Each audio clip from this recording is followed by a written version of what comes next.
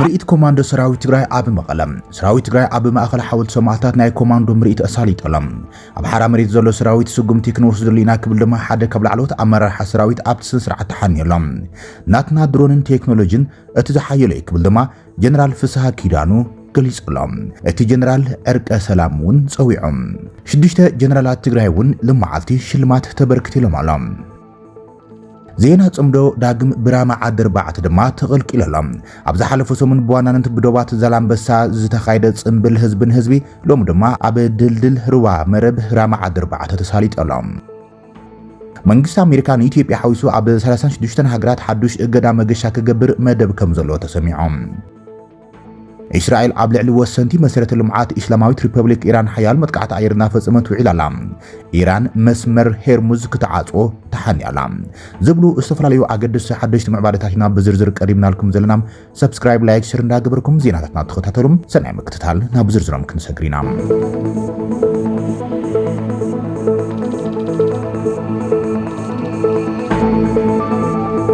مرئيت كوماندو سراوي تግራይ ኣብ ከተማ መቐለ ተኻይደሎም ሰራዊት ትግራይ ኣብ ማእኸል ሓወልቲ ሰማዕታት ናይ ኮማንዶ ምርኢት ውን ኣሳሊጦም ኣብ ሓራ መሬት ዘሎ ሰራዊት ስጉምቲ ክንወስደሉ ኢና ክብል ድማ ሓደ ካብ ላዕሎት ኣመራርሓ ሰራዊት ተዛሪበሎም ናትና ድሮንን ቴክኖሎጂን እቲ ዝሓየለ እዩ ክብል ድማ ጀነራል ፍስሐ ኪዳኑ ገሊጾም እቲ ጀነራል ብሔራዊ ዕርቀ ሰላም ክግበር ውን ብምኽንያት በዓልቲ ሰማዕታት ጻውዒ ተቕሪበሎም ሽዱሽተ ጀነራላት ትግራይ ድማ ብኻልእ ገጽ ሽልማት ተበርክተሎም ኣሎም ሓላፊ ቢሮ ሰላምን ጸጥታን ትግራይ ጀነራል ፍስሐ ኪዳኑ ብምኽንያት መዓልቲ ሰማዕታት ትግራይ ብሔራዊ ዕርቅ ክግበር ጻውዒ ተቕሪቦም እቲ ጀነራል ተጋሩ እቲ ልዕሊ ድሮን ይኹን ካልእ ቴክኖሎጂ ኩናት ዝኾነ ሓድነትና ይክብል ኣስሚሩሎም ስለዝኾነ ድማ እቲ ኣብ ትግራይ ዘጋጥመ ፖለቲካዊ ክፍል መፍትሑም ፖለቲካዊ ዝምዃኑ ዝሓበረ ጀነራል ፍስሐ ኪዳኑ ተጋሩን ንሕድሕድና ጥይት ዘታኹስ ነገር የብልናን ኢሎም ምንተ ብሔራዊ ህላውነና ቀጻልነት ምንነትናን ኣብ ናይ ታሪኽ ምዕራፋት በብእዋንም መስዋዕቲ ዝኸፈሉ ጀጋኑ ሰማዕታትናም ኣብ ንዝክረሉ ወርሒ ሰነ ኮይናም ምንተ ክብሮምን ዘለዓለማዊ ዝኽሮምን ክንብል ዕርቂ ክንገብር ይግባእ ክብል ምሕጽን ተቕሪበሎም ብኩሉ ገጽ ኣፈላላያት ዝፍትሕሎም ሰላማዊ ፖለቲካዊ መንገዲ እንዳሃሎም ናይ ህልውናና ዓንዲ ዝኾነ ሓድነትና ዝጎድእ ካብ ኩሉ ገጽ ምስመጽም ህዝቢ ክቃወምን ኣደብ ከትሕዞምን ይግባእ ክብል ድማ ብንብዓት ተዓጅቡ ሰማዕታትን ትዝክር ገሊጾሎም መንግስቲ ፌደራል ብመሰረት ስምምዕነት ፕሪቶሪያ ተመዛበልቲ ወገናትን ናይ ትግራይ ሕገ መንግስታዊ ግዛታትን ክምልስ ይግባእ ዝበለም እቲ ጀነራል ንሕና እዚ ሕቶና ክምለስ ንጽበይና ዘለና ኢሎም ኣብ ልዕሊና ጥይት ክሳብ ዘይተተኮሰም ኣብ ልዕሊ ዝኾነ ይኹን ሓይል ድማ ጥይት ኣይንተኩስኒና ክብል ተዛሪቡ ጀነራል ፍስሐ ማንጁስ ኣብ ዞባ ደቡብ ትግራይ ጨርጨር ኣብ ዝተኻይደ ዝኽሪ መዓልቲ ሰማዕታት ትግራይ ዘለወና ጀነራል ይኹን ኮሎኔል ሻለቃ ይኹን መራሒ ሓይሊ መራሒ ወጥረን ጋንታ ተራ ተጋድላ ይኹን ዞባ ማሕዳሪ ፖለቲከኛ ይኹን ካድረ ብዘይገድስ ኣብ ዝኾነ ሓላፍነት ይሃሉ ዝኽበር ህዝብን ተኽብር ጥራሕ እዩ ዝኽበር እቶም ረብሓታት ናይ ህዝቢ ትግራይ እንተኽብር ጥራሕ እዩ ካብኡ ሸተት እንተይልካ ክብሪ የለን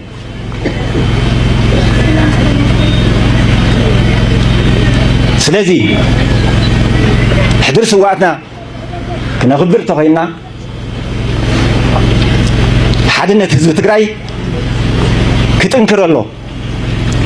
ተጋሩ ካልእ ሚሳይል የብልናን ካልእ ኒኩለር የብልናን ካልእ ዘመናዊ አይሮፕላን ድሮን የብልናን ቅንዕናን ህዝባውነትናን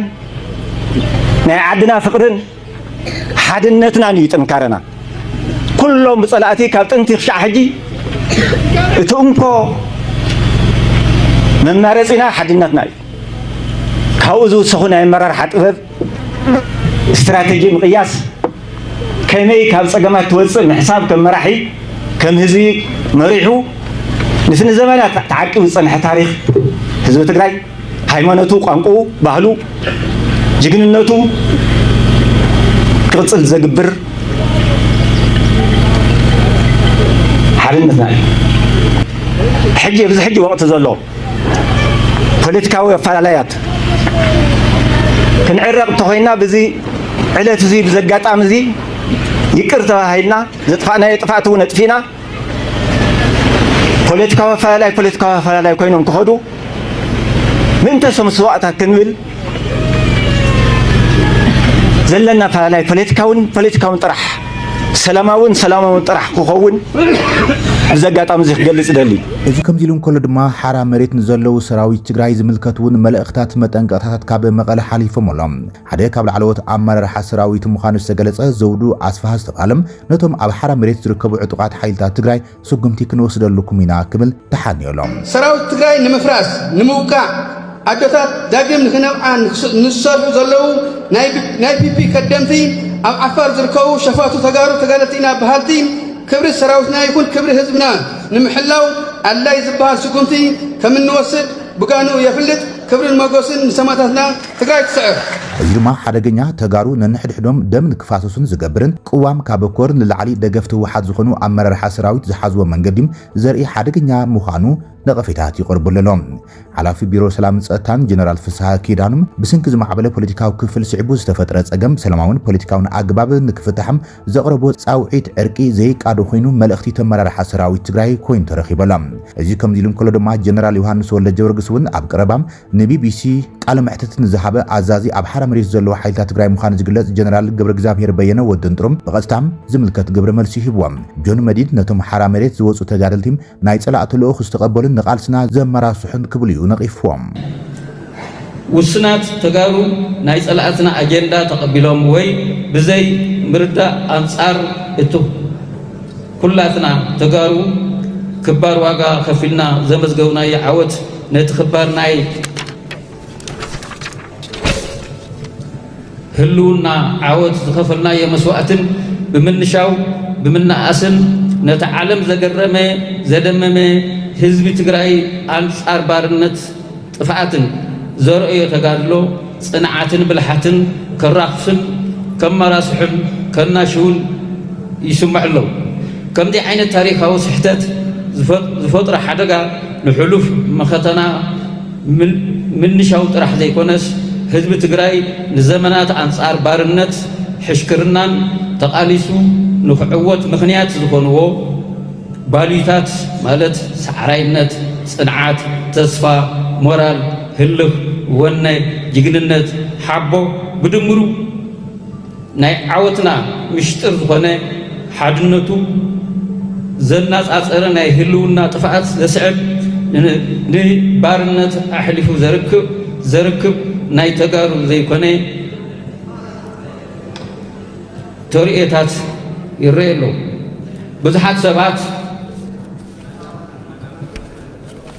ብዙሓት ሰባት ኣነ ንሓደ ውድብ ኢለ ኣይተጋደልኩን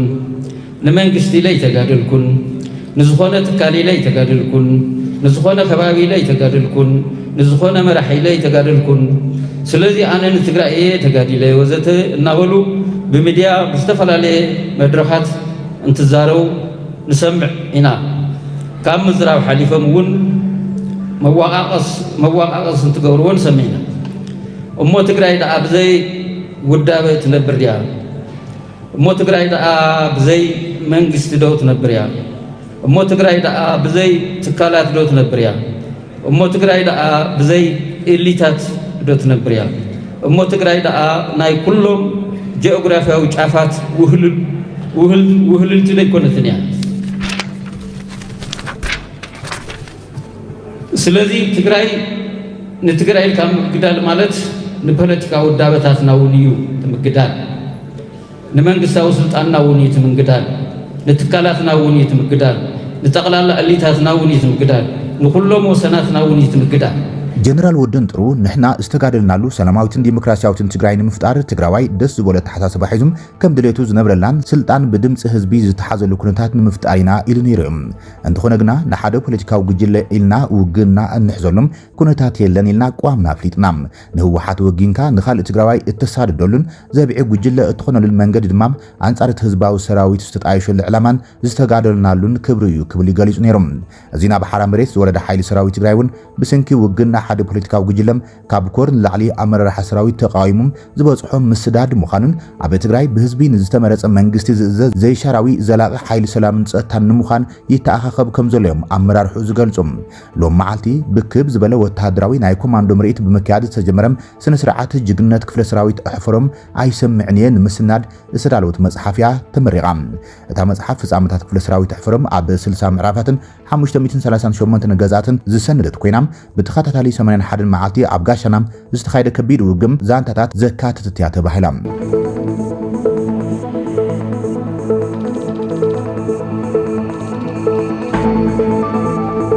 እዚ ከም ዚሎም ኮለ ድማ ሎማዓልቲ 6 ጀነራላት ትግራይ ህዝባዊ ናይ ክብሪ ሽልማት ተዋሂቦም ኣሎም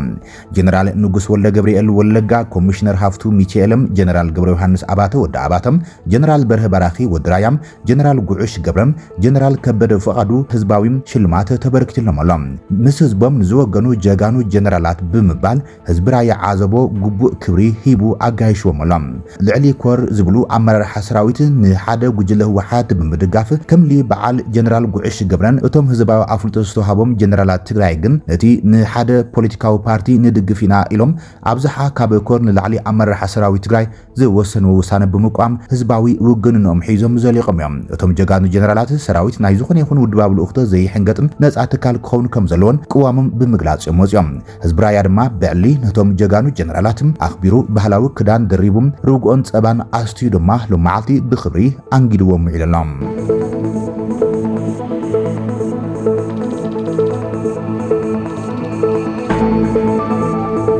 ዜና ጽምዶ ካብ ራማ ዓዲ 4 ድልድል ሩባ ምዕራብ ኣብ ዝሓለፈ ሰሙን ብዋናነት ንደዋት ከባቢታት ትግራይ ወሪዱ ዝርከብ ሰራዊት ኤርትራን ካብ ሓይልታት ጸጥታ ትግራይ እውን ዘለውሉ ምዃኑ ዝተገለጸ ኣብ ዛላምበሳም ህዝብን ህዝቢ ምትሕዋስ ዝብል ጽምብል ተኻይድ ነይሮም ሎሚ ድማ ብዞባ ማእከል ትግራይ መረብ ራማ ዓዲ 4 ጽምብል ህዝብን ህዝቢ ተኻይደሎም ኣብ ማሕበራዊ ሚድያ ሓቀኛ ጽምዶ ህዝብታት ትግራይን ኤርትራን ዝብል ባነር ዝተዘርግሐም ስነ ስርዓት ሎሚ ተኻይደሎም ኣብቲ ስነ ስርዓት እውን ብወገን መንግስታዊ ኣካል ትግራይ ተወካሊ ዘይተረኸበሉ ምዃኑ ዘመላኽቱ ጸብጻባት ብወገን መንግስቲ ኤርትራ ግን ኣማሓደርትን ኣዘዝቲ ሰራዊትን ዝተረኸቡሉ እዮም እቲ ጽምዶ ተባሂሉ ብወገን ዘላምበሳ ጀሚሩ ሕዝውን ብሩባ መረብ ድልድል ራማ ዓዲ 4 ቀፂል ዘሎ ጽምብል መሰረት ብምግባር ግዚያዊ ምምሕዳር ትግራይ ዛጊድ ብወግዒ ዝበለ ነገር የለን ብወገን አክቲቪስታት ህወሓትን ህግደፍን ግን የዳምኡውን ይጽምብልዎን እዮም ዘሎም ኣብ ዝሓለፈ ሰሙን ኣብ ዘላምበሳ ኣብ ዝተኻየደ ጽምብል ህዝብን ህዝቢ ንዝተባሃለ መድረኽ ምምሕዳር ከተማ ዘላምበሳም ሓሶት እዩ ክብል ነጽይብዎ እዮም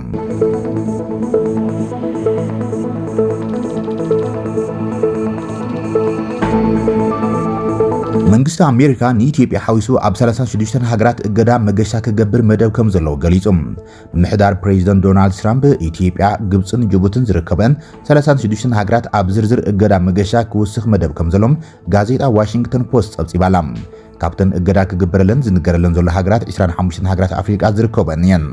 ካብ ዝሓለፈ ሰሙን ጀሚሩ ዜጋታት ኤርትራ ሓዊሶም 12 ሃገራት ናብ ኣሜሪካ ከይኣቱ ተኸልኪሎም እዮም ብዶናልድ ትራምፕ ዝምራሕ ምምሕዳር ዋይት ሃውስ ኢትዮጵያ ሓዊሱ 36 ሃገራት ኣብ ዝርዝር እገዳ መገሻታቶም ከካትት መደብ ከም ዘሎ ተገሊጸሎም ብመሰረት ጸብጻብ ዋሽንግተን ፖስት ካብ ሚኒስትር ጉዳያት ወፃኢ ኣሜሪካ ኣብ ዘውፅኦ ውሽጣዊ መዘክር 25 ሃገራት ኣፍሪቃ ካብተን ንገደብ መገሻ ዒላማ ዝተገበረለን እየን ኢትዮጵያ ግብፂ ጅቡቲ ናይጄርያ ደቡብ ሱዳን ድማ ካብቶም ኣብቲ ዝርዝር ዝተሳተፋ እየን እቲ ውሳነ ተግባራዊ እንተኾይኖም በዝሒ እተን ዜጋታትን ብምምሕዳር ፕሬዝዳንት ዶናልድ ትራምፕ ናብ ኣሜሪካ ከይኣቱ ዝተኸልከለ ሃገራት ናብ 48 ክበጽሕ እዮም እቲ ዝሓለፈ ሶኒ ተግባራዊ ዝኾነ ውሳነ ምምሕዳር ትራምፕ ኤርትራ ሓዊሱ 12 ሃገራት ዜጋታትን ናብ ኣሜሪካ ከይኣቱ እገዳታቶም ቢረሎም እቲ ብሚኒስትር ጉዳያት ወፃኢ ኣሜሪካ ማርክ ሮቢዮ ዝተፈረመን ብዘ ዋሽንግተን ፖስት ዝተራእየን ውሽጣዊ ሰነድ ኣብ 36 ሃገራት ንዝሰርሑ ዲፕሎማስኛት ኣሜሪካ ዝዓለመ ኮይኖም እገዳ መገሻ ክግበረለን ዝኽእል እዮም እቲ ሰነድ ኢትዮጵያ ሓዊሱ 36 ሃገራት ሚኒስትር ጉዳያት ወፃኢ ኣሜሪካ ዘቐመጦ ቅድመ ኩነት ኣብ ውሽጢ 60 መዓልታት ክማልኣ ከም ዘለዎን ዝሕብር እገዳ ቪዛም ንኸይህሉ ዋሽንግተን ፖስት ኣዘኻኺሩ እተን ሃገራት ነቲ ቅድመ ኩነት እንተዘይማሊአን ሙሉእ ወይ ከፊላዊ እገዳ ቪዛ ክግበረለን ወሃብ ቃል ሚኒስትር ጉዳያት ወፃኢ ኣሜሪካ ብዛዕባ እዚ ጉዳይ ምስ ተሓተም ንዘ ዋሽንግተን ፖስት ኣብ ዝሃቦ ሓበሬታ ብዛዕባ ውሽጣዊ ጉዳያት ይኹን ውሽጣዊ ስለያ ምክፋል ስልጣን ከም ዘይብሉ ገሊጾም ዋሽንግተን ፖስት ኣብ ዘውፅኦ ጸብጻብ እተን ሃገራት ነቲ ዝተቐመጠ ቅድመ ኩነት እንተዘይማሊአን እቲ ኣብ ውሽጣዊ ሰነድ ዝቐረበ እገዳ መገሻ መዓዝ ተግባራዊ ከም ዝኸውን ብልክዕ ከም ዘይፍለጥ ገሊጾም ካብተን ናይ መገሻ እገዳ ዝግበረለን ሃገራት አንጎላ ቡርኪና ፋሶ ካሜሮን ዲሞክራሲያዊት ሪፐብሊክ ኮንጎን ጋናን አይቮሪ ኮስትን ውን ይርከበን ብዘይካ ኣፍሪቃ ኣብ ካሪቢያን ማእከላይ ኤሽያን ደሴታት ፓሲፊክን ዝርከባ ሃገራት ውን ዘጠቃለለ እዩ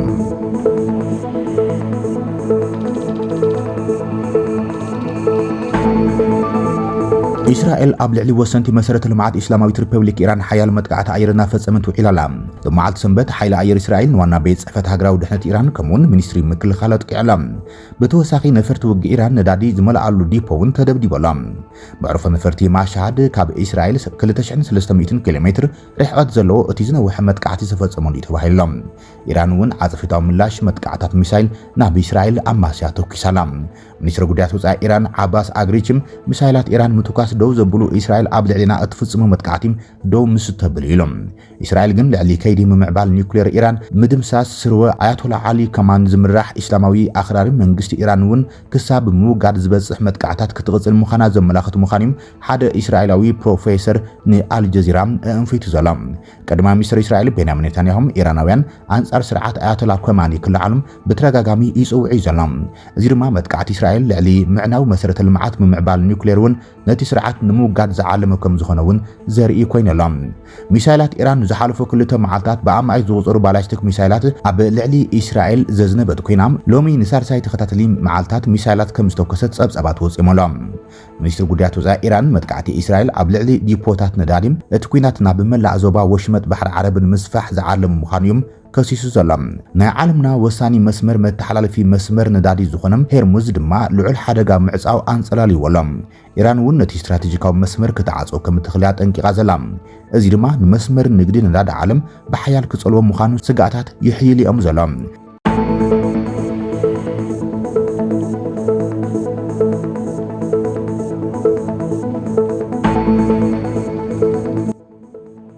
كبراتن فتواتن تقتاتل زيناتنا نزي ساعات زت أخاك من محدش معباراتن وانا وزيناتن زازيمنا لنا نمكت تالكم من المسجد سلام